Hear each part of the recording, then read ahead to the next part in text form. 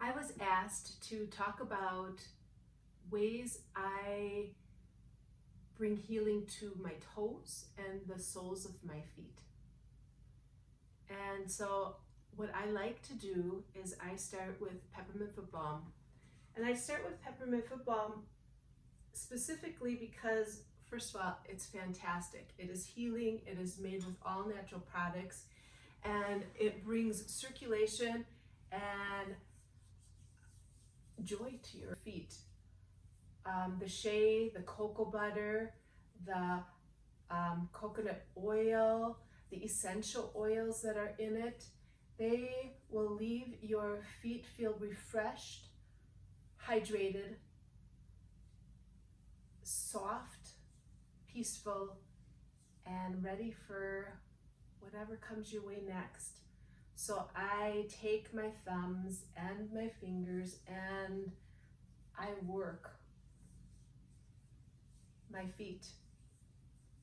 And I do this daily for sure. And if I need it, I do it more than that, but at least once a day. So again, plantar fasciitis, work that Achilles tendon, get that behind here. Make sure you get that a good rub down there. Work that heel, take those thumbs and work the soles. So today, toes and soles for us, which is awesome. And get in between them. Get in between those toes. Okay, so you do that to both feet. Don't leave one out. They will be so mad at the other one. So get them both. And about a minute. You don't have to think, oh, it's going to take me so long. It doesn't have to take you long. Just do it. Just get right in there. Consistency is going to be your best friend. So working with let's start with our soles of our feet first. Soles of your feet, if it's in this middle area here, most likely if you're on them a lot, if your arch is starting to fall, plantar fasciitis, you want to bring some length into this area. So your arch is very affected by this. So what you do a couple rolls on your feet. Go back and forth. So lift those toes and roll back onto your heels. Again, you can do this standing. You can do this seated.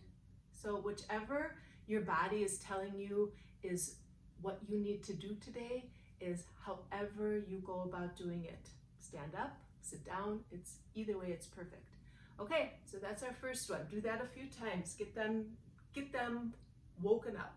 And then once you are started with there, you're going to bring those feet down and we're going to work with let's work with our arches first.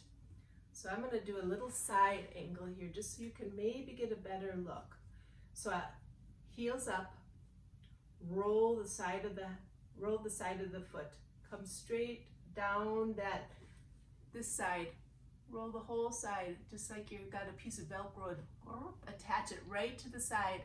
Hit that ball mount underneath your baby toe. Attach it there, and then bring that line of energy straight over to your big toe. And then once you do that, attach your toes down. And once you attach your toes down, your heel is nice and attached. Your ball mount from underneath your big toes attached. Your ball mount underneath your little toes attached. And then you can see your arch just rises. So you push into those 3 spots. Push in and act like you got a good string here and just pull that up. And you can see you start to bring this arch up. So that's what we'll work on. Again, we'll try it one more time. I'm going to try a little bit better this way.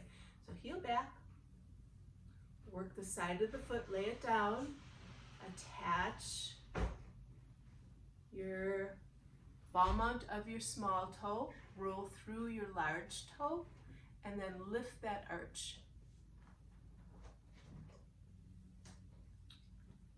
And And that's that. So that's our first one. So do that on both sides of your feet. And then your second one is we're going to work our toes. So the toes, I'm going to move a little closer. So the toes, you're going to, again, heels attached, nice and attached to your mat.